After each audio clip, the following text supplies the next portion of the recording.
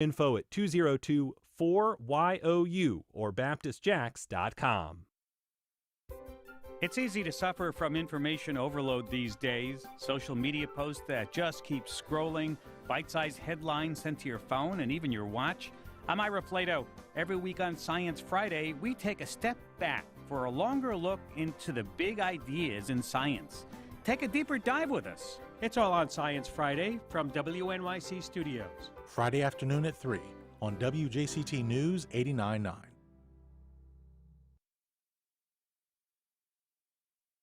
This is WJCT News 89.9 in Jacksonville. Ahead in the next 5 minutes, live local news for the First Coast from the WJCT News team.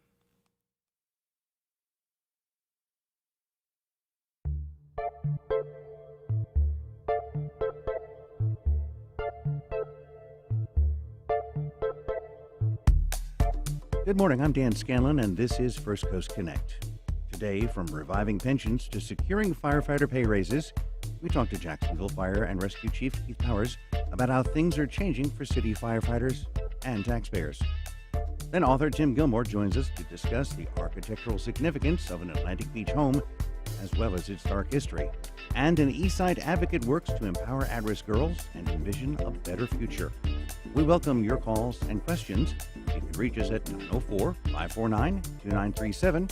Email us at firstcoastconnect@wjct.org. You can also tag us on Facebook, Instagram, or X. It's all ahead this hour after the day's news.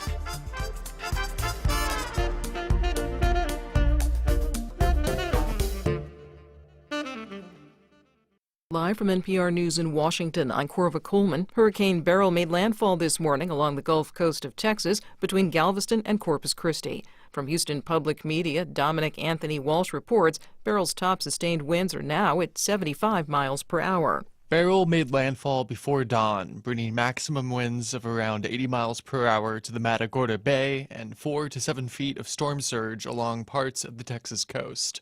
Joshua Lichter with the National Weather Service's Houston-Galveston office urges residents to avoid driving. We lose a lot of lives of people that drive through flooded roads.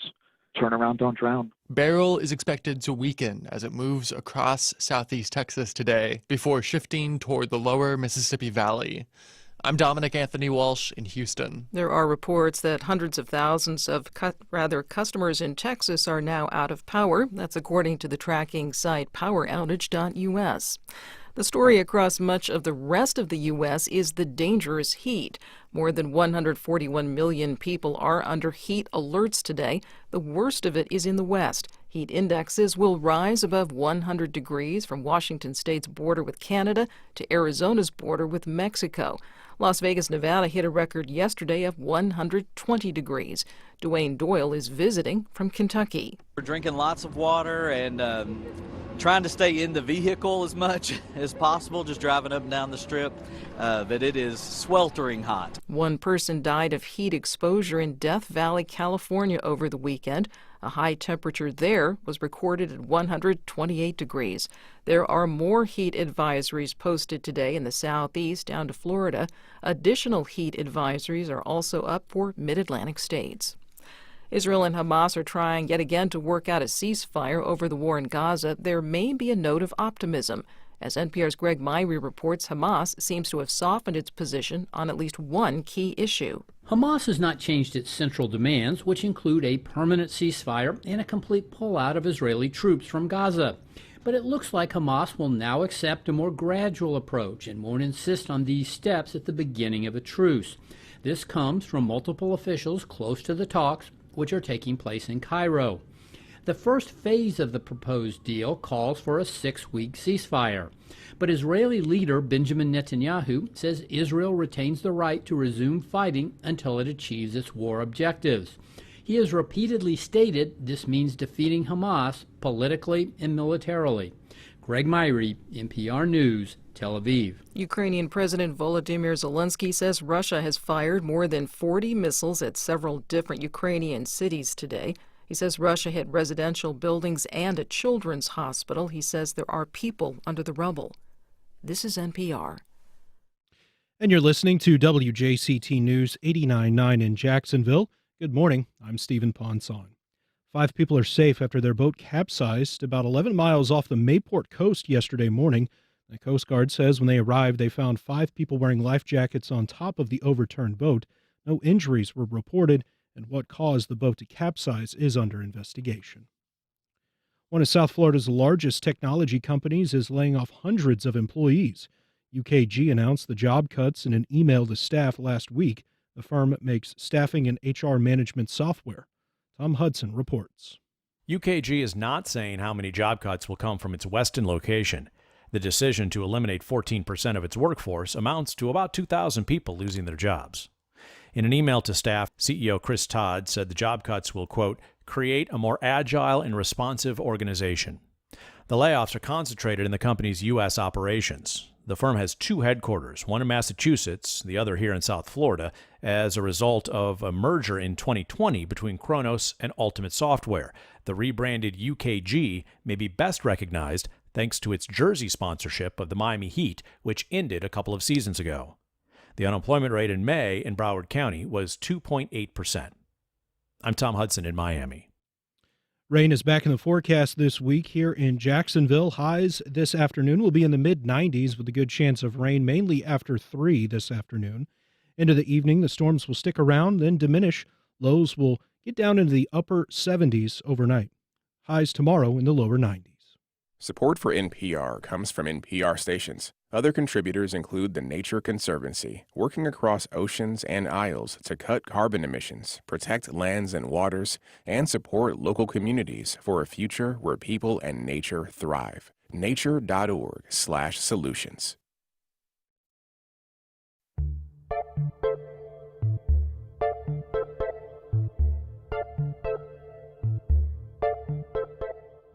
Support for First Coast Connect is provided in part by Baptist Health.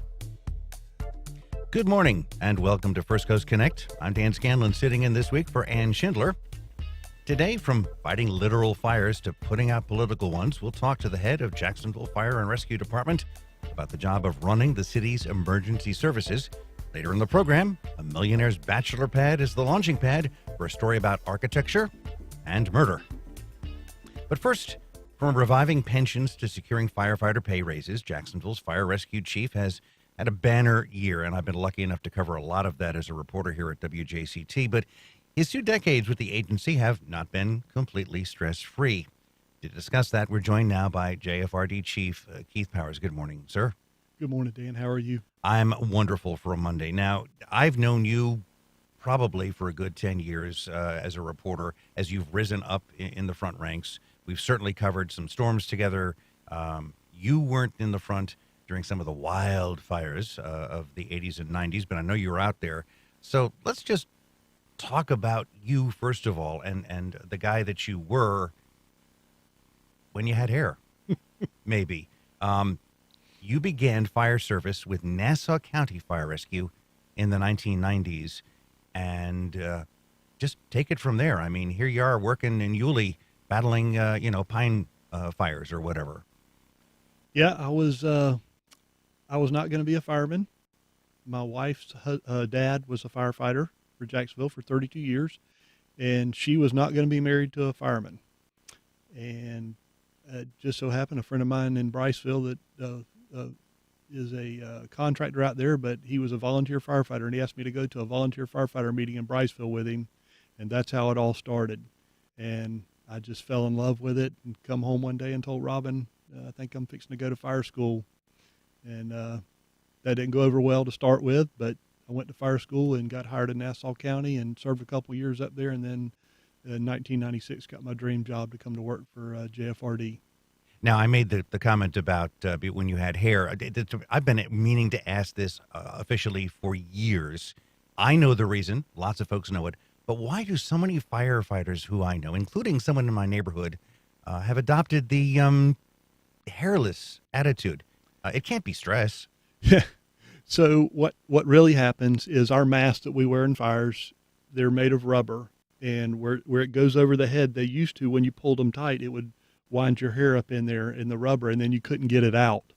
So when you went to take the mask off, you just kind of had to pull it off, and hair came out with it. So that's why I cut mine plus the fact that I'm follically challenged in certain spots on my head. So it just kind of became easier and easier for it to get shaved closer and closer. And Well, remember that, folks out there, you heard it here first on First Coast Connect as to why some, not all firefighters, have gone follically challenged with the assistance of a razor blade. Now, you come into Jacksonville between 1999 and 2006. You rise through the ranks from engineer all the way up to captain in charge of fire stations on the west side. So when did the thought, maybe I can take this one to the top, maybe I can work hard and I can learn stuff and be a leader of all versus some? Never. It never did. Never had a desire.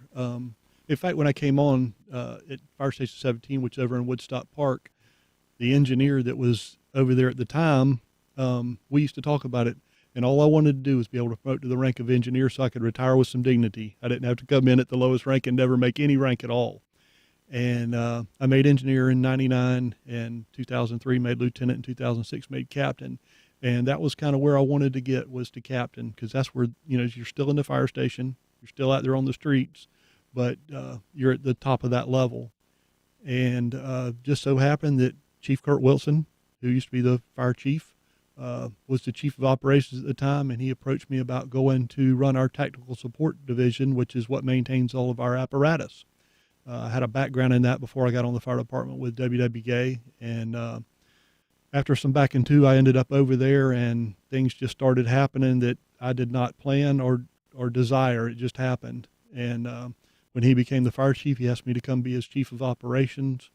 And after he retired from becoming the fire chief, Mayor Lenny Curry asked me to come be the chief of the department, but it was never anything planned. And that's 2019, and now here you have the honor of being a fire chief with 2 administrations. You say that's a first? So Captain Nick Tyson is one of our department historians. He informed me the other day, I wasn't aware of it, that I'm the first fire chief since consolidation that's ever made the transition between administrations. Now, I have been here for 40 years covering things. Chances are we've been in the same vicinity a lot of times. I've watched the fire chiefs. I've watched the top chiefs, the captains, everyone doing a fire, just like on TV. There they are with the radio. There's the fire. And just watch your step, all the hoses. What are some of the memorable fires or incidents that you have handled yourself in any capacity? Probably the most memorable one I have is a fire on Beaver Street between Edgewood and Ellis Road. It was called the Tire Man. And it was a building that was almost a city block long. And I was the rank of firefighter working for a captain named Lloyd Ray, who was my first officer. And he believed in playing musical chairs. He didn't believe that you sat in the same seat every day. And so one day he would drive and I would ride in charge and the engineer would ride in the back, and we just moved around. He wanted everybody to know everybody's job. And I remember it like it was yesterday. It was a November night, cold, rainy, cold front coming in. And I would happen to be riding in the in-charge seat. And we went to this fire that ended up, today would be a 5th alarm. At that time, it was a 2nd alarm. But I did such a great job, I burned a whole city block down. But seriously, it had used tires in it. There wasn't a lot we could do. Well, people have to realize that a tire fire can molder forever because that's the material that it is. Yeah, but the heat is so intense. The BTUs that are put off by those tires are so intense that there's nothing you can do about it. But that was my first big fire riding in charge, and I'll never forget that. I learned a lot at that fire. I remember I tried to give the radio back to Captain Ray and let me catch the hydrant because we laid out going in, and he was like, "I'm not here. You're in charge." And that's how he taught us how to be and how to do. And I learned a lot of lessons from him. What about things that you yourself have had hands-on with? I have, over my 40 years, been to some scenes, and as a TV cameraman once, my light was necessary some nights for some incidents. They'd say, "We need your light, just don't shoot it." Okay, fine, no problem. And your heart breaks. What about, did you have any of those? Because I certainly have memories of a lot of heartbreaking episodes. As a reporter, I can't react to them, but I still think about them. Yeah, probably losing firefighters is probably the toughest thing scenes I've been to. When we lost the 2 firefighters at sea, and had right after I became fire chief, and we had a week-long search for those. that was pretty tough, dealing with Stephanie McClooney and her family, with that loss.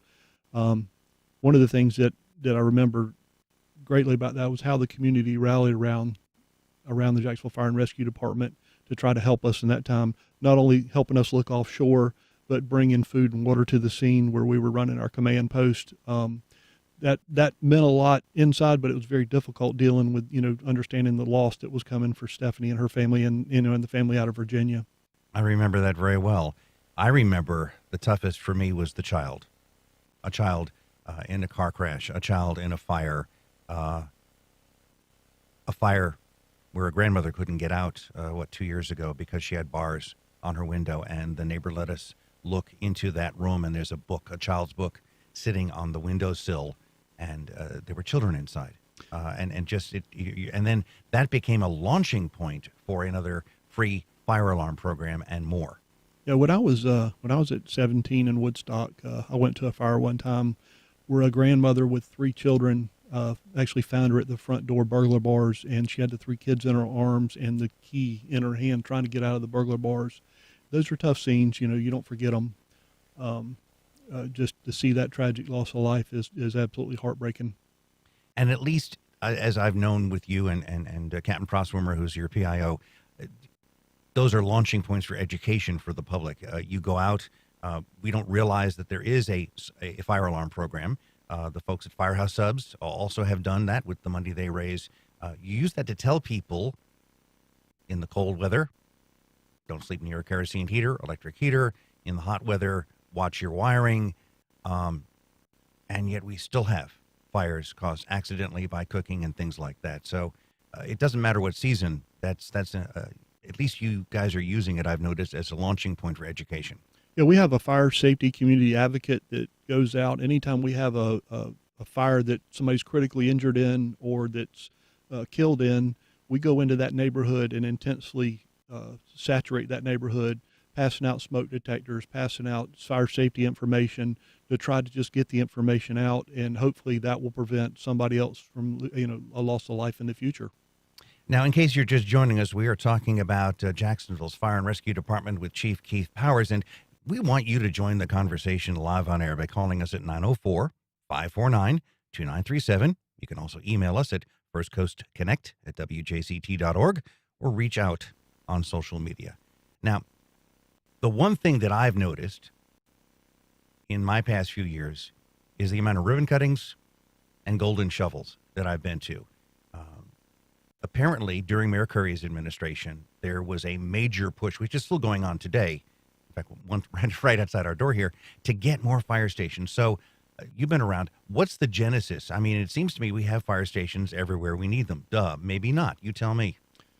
So we have a lot of fire stations in the city, but because of the ISO rating that we currently enjoy as an ISO Class 1, that requires us to continually grow as a department. But in addition, if you don't live within 5 road miles of a fire station, then you don't enjoy those ISO Class 1 insurance savings. And so we're trying to put fire stations in areas that are not within 5 road miles. And then some areas, our Hogan Road Station, for example, that area, 51, which is off Old St. Augustine Road, and the whole northwest quadrant is just so busy right now that we need to put in what we call pocket stations, and that's just to relieve the amount of runs that are happening in that area to ensure that we can respond in the appropriate amount of time to save your life should something happen. So because the city's growing so much, fire rescue has to grow with that. I mean, I can think of a number of occasions. For example, E-Town obviously used to be just sand dunes and pine forests. You've got a fire station there now along that 9B extension where there's tons of traffic.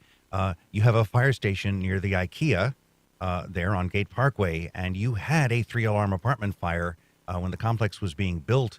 And if that doesn't put a punctuation mark on, hey, we need a station here, then just drive that area or go to the burger place nearby on a Friday night and watch the amount of traffic there to realize that station is needed. And you do something which I didn't realize. You put a double wide in and a shed and then start building next door so that the station gets there earlier than the capital construction time period. Yeah, and we're doing that currently right now with Fire Station 76 out on the north side off New Berlin Road.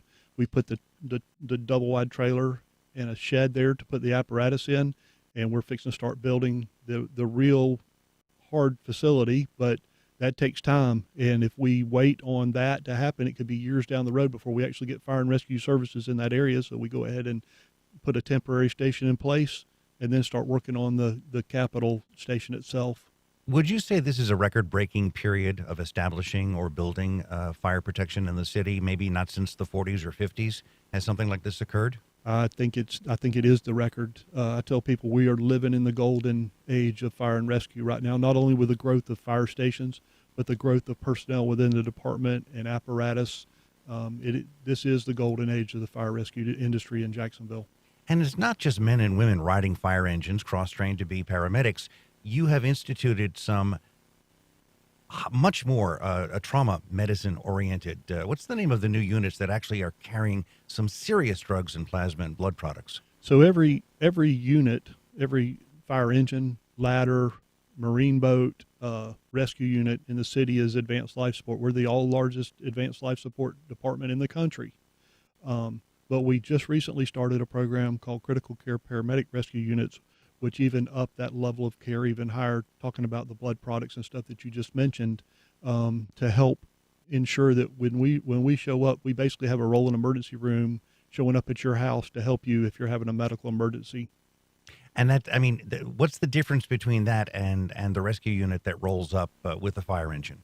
Just the level of care is higher. JFRD has been at the forefront of leading at a lot of things in the fire and rescue industry. We started rescue right here in Jacksonville in 1967. Now every fire station you go to in the country's got a rescue unit or an ambulance sitting in there, but that started right here. In 1977, hazmat in the fire service started here. It was nowhere else in the world. It started here. We had people flying in from all over the world to see how Jacksonville was doing that. Now every fire and rescue department in the country has a hazmat team. Just our emergency preparedness division that falls under fire rescue is the first accredited EOC in the country, and I could go on and on with these first. And again, this critical care paramedic rescue unit concept was just another one of those things we wanted to be the first at and start setting the standard or the bar higher. The intent, I won't see it in my career, but the intent is to have every rescue unit in this city be critical care paramedic rescue unit certified. But the problem is that it takes time. We require that you be nationally certified to be on those units, and that takes a lot more training and a lot more time getting prepared for those tests. So we're gradually working through that process, but hopefully in 4 or 5 years down the road, that's where we'll be. Now, what about what's coming? I mean, obviously, we are sitting at WJCT Studios, and you are building, as we speak, a brand new marine fire station right outside. They're putting the pilings in, and that's going to move the old marine unit from what used to be at Metro Park and the kids' campus. Now it's somewhere else, moves it here, and it's right next to a bridge that has issues. So when are we seeing that? And you did mention you're running into something right now and trying to get it built. Yeah, so we're working on the dock portion of it right now. That's phase one, and they're obviously are running in as they drive those piles. They're running into some debris as they're driving those piles, and they're having to try to figure out some solutions to that right now. That's why we don't hear them out there pile driving today. But very shortly, phase one of that dock will be finished, and we'll start the construction of the actual physical fire station right behind that. But we have fire stations under construction throughout the city right now. New Fire Station 22 is going to open up on July 29th over off of Lane Avenue. Oh, I know he'll send a news release. And Lenox Avenue. Yeah, we'll be sending that very shortly to you. We have Fire Station 76, which I mentioned earlier, has a temporary station now, but that is the hard station is in the design phase right now. We'll probably be starting construction in the next 6 or 8 months on that station. We've asked for Fire Station 66 in the upcoming budget, CIP. The mayor will be presenting that on the 15th of this month. We'll see if we're getting that, but that's Maryland 295. These are all in the CIP 5-year plan. Fire Station 67 is currently in that plan as well for Sherwood Forest. That area has a lot of runs, and we need to get some help in there for them to reduce response times. And Fire Station 77 is in the CIP as well, and that's planned, and that's out way out on the west side, west of 301. between the Trail Ridge landfill and I-10 and all the way to the Baker County line. That's And literally past Maxville. That's as far as you can go. yeah, there's a development coming out there that is going to be as big or bigger than Nocatee. And so we've already got land designated out there inside of this area, this new area that's going to be constructed out there, and got the fire station plan. The plan for that fire station is to have an engine, a ladder, a rescue, a chief, a tanker. It's going to be a big fire station, but because it's so far out and isolated like that, it needs all of that equipment to be able to respond to that area with the growth that's coming. Guys, we would love to hear you some calls here. Give us a yell at 904-549-2937. And we've got Kevin from Jacksonville has a comment. So let's go to Kevin. Good morning, Kevin. Good morning. I live in the Nocatee. I live in Nocatee in the Duval section of Nocatee. We're served by, I believe it's Station 62 across from the Avenue Mall. And I'd like you to comment a little bit on mutual aid compact because that station's about 15 minutes from me. And St. John's responds on many occasions when there's emergencies. I'll hang up and listen to your response. Thank you.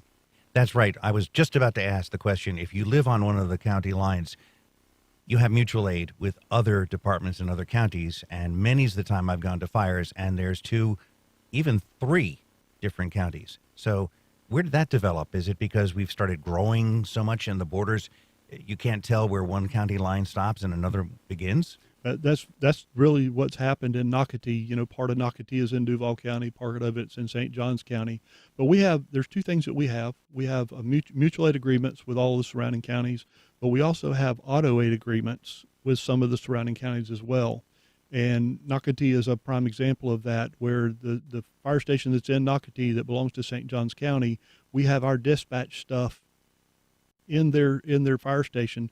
So when our closest units gets dispatched to a run inside of Nocatee, so does the St. Johns County Fire Station, and they respond because they can get there quicker than we can. And that ensures that the citizens that are living within Duval County get great fire protection as well and great EMS service. Those auto aid agreements are also critical in ensuring that our ISO rating for those folks stays low as well, so your insurance rates are not as high as they would be if we didn't have them. And that's the reason for the pocket stations. You use that phrase, but let me explain better. A pocket station is to put a smaller station in between 2 existing stations because the growth and the number of runs are getting so bad for the existing ones that they need some help in between, right? Yeah, the run numbers are just so high that we have to get them in there. We have some stations that are running in excess of, 700, 800, 900 runs a month, just one station. Station 1 downtown is a prime example of that. You know, they're running 700, 800, 900 runs a month, and it just becomes to the point that now they're so busy that the companies that are around them have to come in, and then the companies that are around those have to come in and backfill for those because the run numbers are so high. So we have to put pocket stations in place.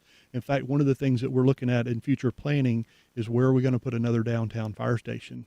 Because with the growth coming downtown, we've got, and the run numbers at the level they are, we're going to have to put some pocket stations in the downtown area. And, a year ago, that would have been a nice academic question. And then the Rise Doro, 98% complete wood frame underneath, becomes a multi-alarm blaze that keeps on smoldering. Your thoughts about that and maybe the tragedy of seeing something so close to helping a renaissance of this neck of the woods become what it is now, concrete core, soon to rebegin? Yeah, it was tragic and it was almost heartbreaking, because, Mayor Curry, when he was the mayor, he planted some seeds. Mayor Deegan has continued to plant those seeds down. I tell people all the time, downtown in 5 years, because of the work of these 2 mayors, is not going to look the same. It's not going to, you wouldn't recognize, if you left and came back 5 years later, you're not going to recognize this landscape. And that was, the Doro was one of those. And to see it, when I got that call late that night that it was burning and what was going on with it, it was just, it was heartbreaking because it was so close to completion. But the men and women of JFRD just did an amazing job for almost a week down there under some pretty difficult circumstances. Yeah, you guys sent us the audio of some of the radio transmissions, and there are multiple times, and that leads to our caller coming up here in a second, multiple transmissions to get your tail out of there because there's fire above you, there's fire below you, and get out and we'll attack this. And as you ultimately did, you put the towers, the ladders in Four Corners, and I'll never forget watching the water just gushing out of the lower floors as it's still smoldering and then burns up top. So that leads us to the call. Henry from Avondale, he's got a question about firefighter safety, which we've just seen. So good morning, Henry. You are on the air. Hey, good morning. Thank you. And thank you, Chief, for your service. In all of my interactions with the department, your men and women have been just really first class, and the esprit de corps has been great to see. So thank you all. My question is about the health and welfare of those men and women. So I'm just curious about, I'm sure you've looked at studies about cancer rates or COPD rates of firemen and firewomen and how you take care of your people and for example, the fire suppression clothing they wear, the heavy coats and pants and the chemicals that are in them. I know you're exposed when you're fighting a fire, you're exposed to all kinds of chemicals, but what about the actual equipment they use or the clothing they wear, and how do you monitor the health of your people long term? That's my question and concern. Thank you, Henry. Well, what about that? Because we have unfortunately seen some firefighter deaths of late that are not on the scene, but are after a call. So my number one job, the number one thing I do is make sure our men and women go home safe every day. And that's a tough job when you work in the unknown situations that these men and women work on. I say it all the time. We've got the greatest fire and rescue department in the country, and it's because of the men and women we have serving on the street every day that go above and beyond just what the average firefighters do out there. But we also are blessed to have a mayor that supports public safety. It's one of her top priorities, and she makes sure that we have the top of the line, we call it PPE, personal protective equipment. Our bunker gear, our coats and our pants and our helmets that we wear is top of the line. It's the best in the industry. We have departments from all over the country, big departments all over the country that want the quote Jacksonville spec for our bunker gear, because we have, with Line Apparel, who provides us with our equipment, we have a reputation of having the best in the business. And that's because we have a mayor that cares about firefighter safety and makes sure that our folks can go home. But the caller's right. Firefighters have a 14% greater chance of having cancer than the average citizen out there. And so one of the things that we have to do is make sure that we're doing everything we can in the equipment we provide them and the training we provide them to make sure that they can go home safe and enjoy their retirement. But it's not just the cancer that our folks are dealing with. It's, they're also dealing with the psychological effects of the scenes that they go to as well. And making sure that we're providing that care for them is one of our top priorities. We have the largest peer support team in the state of Florida. That we get called by the International Association of Firefighters and other departments to come in and help their departments because our peer support team is so large. And then on top of that, if it's something that the peer support team can't help that firefighter with, then we have different professional groups that we can refer those firefighters to make sure that they're getting the mental health care that they need. I still, as a hard news reporter, still have very serious dark thoughts about two scenes I was at where I did find, and in one case by surprise, a victim. Because then this is back in the 80s when reporters with care were allowed a little closer. Now, and I don't want to see this, but I understand that. Now, let's go on to something a little more in the crystal ball. What's your dream project? What would you love to see get done, or projects get done while you're chief, get started while you're chief, or maybe as you plan retirement? What would you like to see get done in the next few years? Continue to provide the fire rescue services that this community needs. That's the number one thing, that we do as a department, is making sure that we have adequate fire and rescue services. And that requires a lot of planning, and there's a lot of folks involved in that planning, the planning phases of that to help us get to where we want to get. But one of my special projects is the critical care paramedic rescue units. I would love to see in a very short time period, those all become the normal in Jacksonville. And again, we set the standard for the world to look at. That's one of the projects I'm really proud of. Now, the other thing we were talking about before the show is I've been here for 40 years as a journalist. I don't really remember as much media coverage of the firefighter and police contracts as we've had, whether there was just ability for journalists to come in and watch some of the discussions, get photos, the handshakes, whatever. Characterize this last union contract discussion. Good, bad, tough, easier, what? I think they're all tough, because the union's looking for a certain level, and then the city has a responsibility, to keep things physically responsible. And so there's a balance there to make sure that our men and women are taken care of, but to also make sure that the tax dollars are spent wisely. One of the things that I do is try to make sure that I treat tax dollars just like I do my own. And anybody that knows me knows I'm extremely tight. I don't spend money. That's just not me. And I try to do the same thing and look after tax dollars the same way. But this negotiation was not a lot different than any of the rest of them. But for some reason, it got a lot of fanfare. A lot of attention was put on. One of the reasons was I think it was a priority of Mayor Deegan to get a good, fair contract to the men and women that serve out there every day. And I think she was proud of that when that was finally accomplished. Question I've been meaning to ask you: when you were reannounced, or as your continuation as fire chief during the news conference at City Hall, I just got the feeling that you weren't going to, per se, last as long as the Deegan's first term administration. What are your plans? Can you tell me what you're going to do? You're going to hang up the badge at some point soon? I am. I only have 2 years left, and then I have to retire because of the drop plan. And my plan is to buy a farm and start not commercially farming. I don't want to farm for a living. I just want to farm for fun.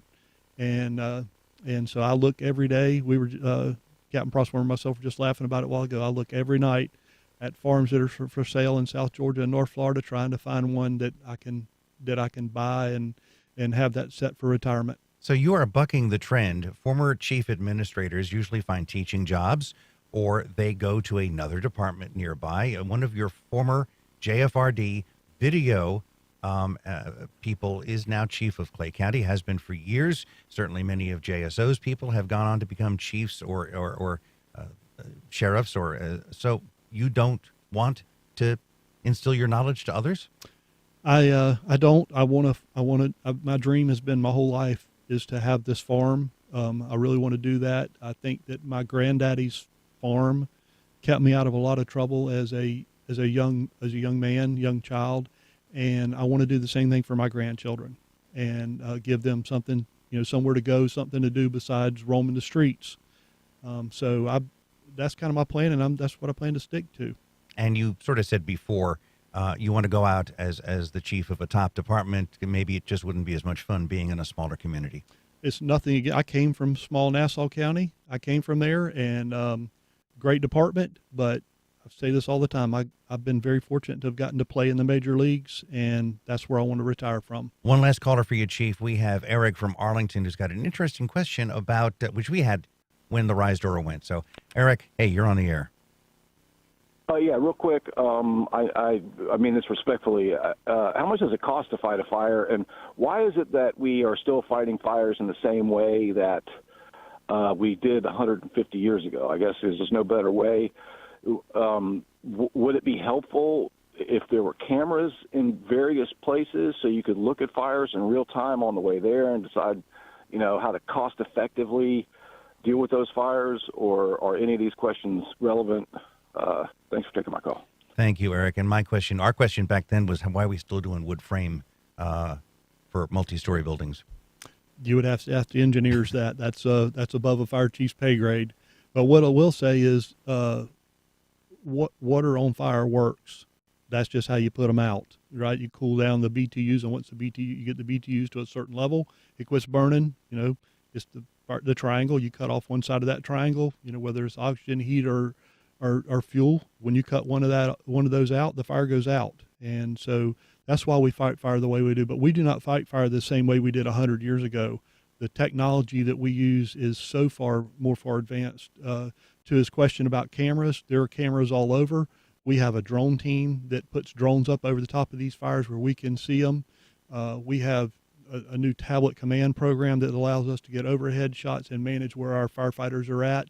understanding that we need to keep them safe and knowing it gives the incident commander an opportunity to pull them out of that building when they need to, but it gives him the technology to use to do that. Where they used to keep that on a pad and a piece of paper, the technology is gone through the roof as it done in a lot of industries. Yeah, those of us at Rise Duro noticed the drones were up, and the drones were giving you real-time information. You could see the smoke and where the flames were coming from. And again, that's where those messages said, "Hey, we got problems. Get out," came from. Well, the other thing it gives us the ability to do is put those drones in places that we don't have to put a human being in.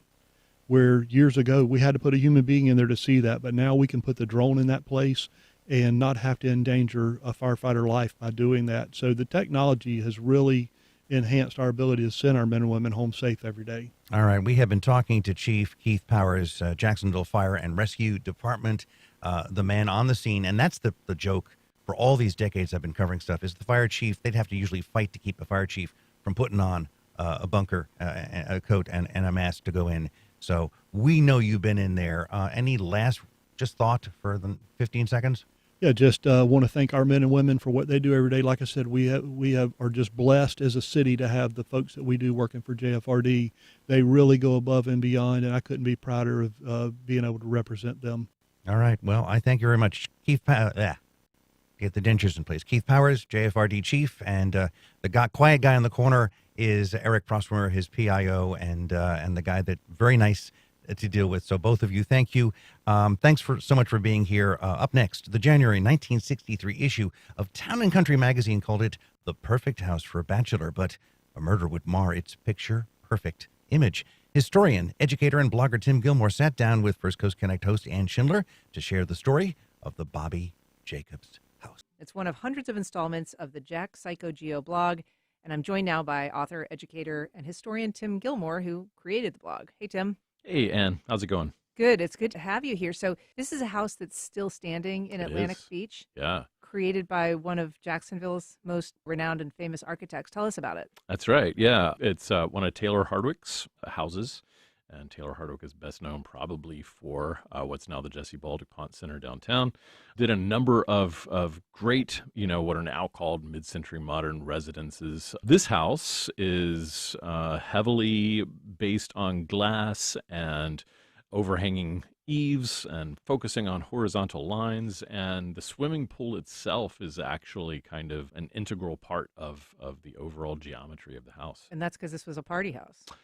Yes, that's right. It was a party house, and when it was built, early 1960s, this was called Seminole Beach, which was later become the northern part of Atlantic Beach from about 17th Street north. And back then, it was secluded. It was wild. It was very private. It was a party house for Bobby Jacobs, whose pool parties were absolutely famous, not just here, but in fact up and down the East Coast. Wow. Dude was a bit of a playboy. He was. Yeah, he absolutely was.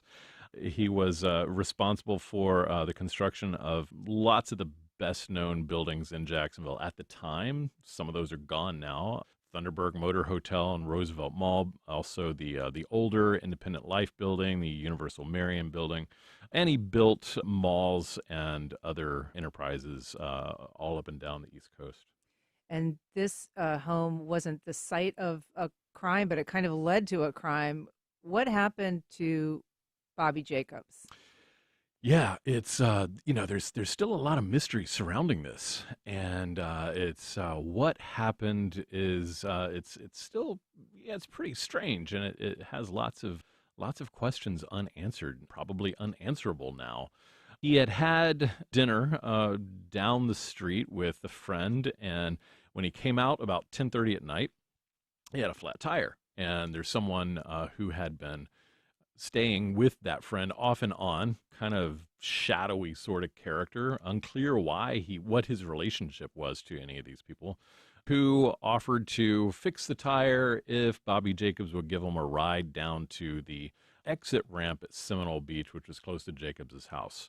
So Jacob said okay, and when they got down to that point, this person, whose name was Raymond Beauchesne, took Jacobs into his house, handcuffed him, into his own house? Into Jacobs' own house. Yep. Handcuffed him, shot and killed his dog, and demanded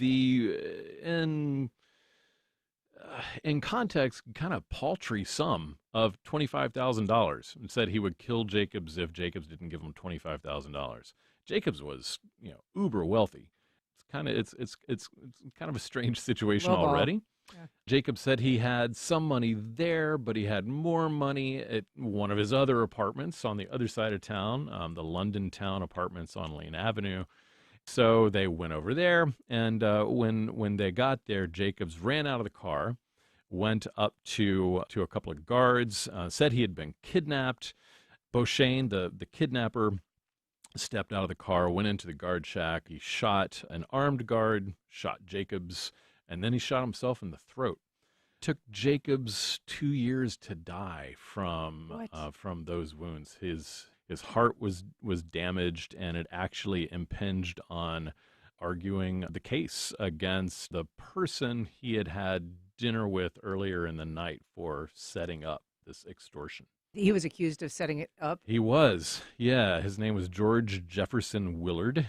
He eventually really got away with it because Jacobs was never able to testify, and attorneys said that if he couldn't testify, they couldn't, the case depended on him. Willard went on to live a pretty good life. He was president of the Florida Restaurant Association, has recipes published in Bon Appetit, and died, I think he died in 2010.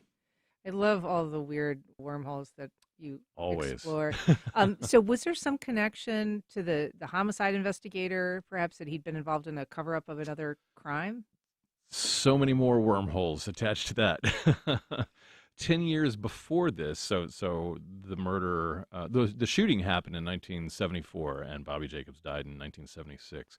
10 years before the shooting, a banker's son named Glenn Monroe, really prominent family, had been found shot dead at a dune on Seminole Beach, right now where the walkway, somewhere around where the walkway from 17th Street north onto the beach is. That case looked like it initially had tons of leads, that the investigation was making fast ground, but the investigation was in the hands of Duval County's chief homicide investigator, a guy named J.C. Patrick, who was famous for doing things like breaking the ribs of the people he was interviewing and taking payoffs. The murder was never solved. In 1982, so this is a number of years after all of these people, actually including J.C. Patrick, who was actually killed by his son when his son came home and found Patrick beating his mother one night. All of these people are now dead. In 1982, there are 3 former homicide investigators who claimed that in the mid-'60s they had been fired for trying to expose corruption in the sheriff's office. And in 1982, their stories came to light. One of those stories was that Patrick took a payoff to cover up Bobby Jacobs's involvement. Unclear what that involvement was, if it even was true, in Glenn Monroe's murder in 1964. So, God, it all comes full circle. It's everything. It's all these stories connect up underground. It's crazy. It really is. But they're also full of holes, and there's a lot of things you can speculate, and you can use logic and evidence to speculate, but you can't necessarily know the truth 100% a lot of times here. Well, Tim Gilmore, without you, we would never even. Life South Community Blood Centers, providing blood and patient services to the local hospitals, serving patients in this community. Donating blood with Life South helps save lives. More at lifesouth.org to find a blood drive near you. High Tide Burrito and Grace Note Brewery present a Cinco de Mayo Fest, featuring handcrafted Mexican food, a German-style beer specially brewed for Cinco, and music. 11 to 9 this Sunday in the Boatyard on Lakeside Drive. If ever there was a time when you didn't want to have a public health crisis, was at a time of profound divisiveness within our country. That is the worst possible circumstance. And yet, that's exactly what happened with the COVID pandemic. Dr. Anthony Fauci joins us with lessons learned from that experience and his long career in public health. That's on the next On Point. Today at 11, here on WJCT News 89.9. I'm Jen White. And I'm Todd Zwillick. All elections matter, and the stakes this year are very high. And that's going to be our focus every Monday. We're leaving the horse race, the polls to others. Instead, our focus will be on the stakes for you, for the country, and for our democracy. Join us every week for our series, If You Can Keep It. That's next time on 1A from WAMU and NPR. Today, starting at 10 on WJCT News 89.9.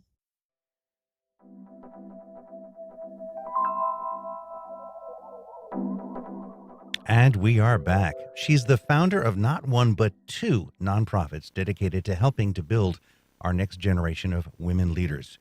So where does she find the time and the inspiration? I'm joined now by Alyssa Pollard Seymour, a rising nonprofit leader, professional speaker, consultant, and certified etiquette and life coach. Alyssa, that's quite a long list of things. Tell us more about yourself. I mean, what brings you here, and what are those programs? Hi, thank you for having me. I'm born and raised here in Jacksonville, Florida, and I saw a need with women and girls. My professional career is social work since 1989. I graduated from the University of Florida, and so that brought me back home, and I started my professional career at Daniel, which is the oldest child care serving agency in the state of Florida. That's probably where we met over the years. I've certainly done many stories there, I'm yes. sure. And so while I was there, I found a need of young girls. They were coming into a lot. I was managing a homeless mother program. And I thought, hey, let's do something that was more preventative than, resulting from people actually going to jail, our young girls going to jail. And so Diva Styles came from me graduating from Florida, but I didn't have the privilege of pledging a sorority because back then things were really different. So when I came home, I had a 4-day 40th birthday party. That was over the top. Everybody that knows me knows I'm really extra. And so that just continued for the last 17 years. And so in 2014, after my sister Brenda passed, I had the opportunity to start the Sisterhood for women who didn't necessarily have a sister and maybe who did not have a collegiate career where they could pledge in a sorority. And so just life brought all of these opportunities to me. And lastly, Princess and Company, like I said, is our nonprofit. They are 9 years old this month, and Diva Styles is 10 years old this month. And so... How old? 10. We're celebrating our 10-year anniversary, Diva Styles Girlfriend. If you've made it 10 years, you've obviously done something right, and I guess the numbers are showing success. These are young women who have added education, social education, etiquette. They feel like, you say sisterhood. I didn't pledge to a fraternity in my days. Mm-hmm. I had other things to do, though. I was involved in clubs. You get to learn the socialization, life skills, and you learn some stuff for business, for your work career. Correct. Absolutely. And with all this being said, this isn't what pays the bills. I actually have a home health care company with my husband, and we provide services to developmentally disabled individuals. And we've been in business with that for 20 years in April of this month. So my life is about service. It really is. Your life is packed full, and that's probably what got you that 12 Who Cares. Absolutely. Literally, because they don't pick minimally interesting people. They've always chosen people, many of whom, if you're a lifelong journalist here, that these people know what they do. So what's your typical day like? I mean, when you finish that home health care, you're working after school, I guess? Absolutely. So where are you doing this, and what's the age range, and what are you trying to tell these young women? So Diva Styles is for women 21 and older, and Princess and Company is for kindergarten through 12th grade. And my day typically starts around 7 a.m. in the morning. Of course, I have to have some downtime and maybe a cup of hot tea, and then after that, it's off to the races. I'm constantly in the field with the clients, and then my spare time, I manage the other two organizations. I must say, I have the most wonderful team that supports me in both of those organizations. So I'm not able to do all of that by myself, no way. So how do you get to be part of either of these organizations to work with the younger ladies or the Older ladies. post-college age women, and how do you vet them? How do you make sure you get the cream of the crop? So there is there's a process for Diva Styles where you do have to go to our website, divastyles.me, and you can apply there. You'll get more information about what's required. You will be able to come to a meet and greet where we'll give you more specific information. As far as Princess and Company is concerned, it's pretty much the same way, but there's we don't really say no to the girls. Kindergarten through 12th grade, they come in. We meet every third Saturday of the month. We provide enrichment activities. We've taken some to the Biltmore, as I've stated on my 12 Who Cares. We provide etiquette classes. We also host a ball every 2 years, and that is usually where we get funding from. We've also been blessed to be sponsored by Enterprise, Target, and Home Depot.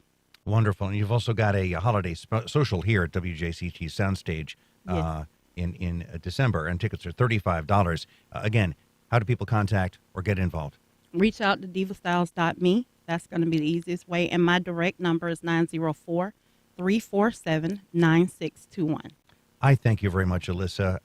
Alyssa Pollard Seymour, 2 nonprofits that she handles helping young ladies get an edge as they grow up. And that's our program.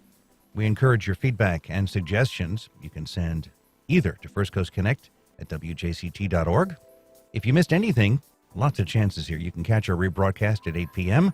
or find our entire archive at WJCT.org or on your favorite podcast platform. I can't do this without the people behind the glass. I've said it before. I'll say it again. Support for First Coast Connect is provided in part by Baptist Health. Baptist Health is a proud supporter of First Coast Connect. Baptist Health, committed to building a healthier community for all of us. More info at 202-4YOU or baptistjacks.com. Wayne Hogan of the Terrell Hogan Personal Injury and Wrongful Death Law Firm. When people are hurt through no fault of their own, answering who, what, when, where, why, and how is critical to proving the truth. More at terrellhogan.com. For the best music from the 60s, 70s, and 80s, tune in to 89.9 HD3, the WJCT app, or jacksmusic.org. We've got your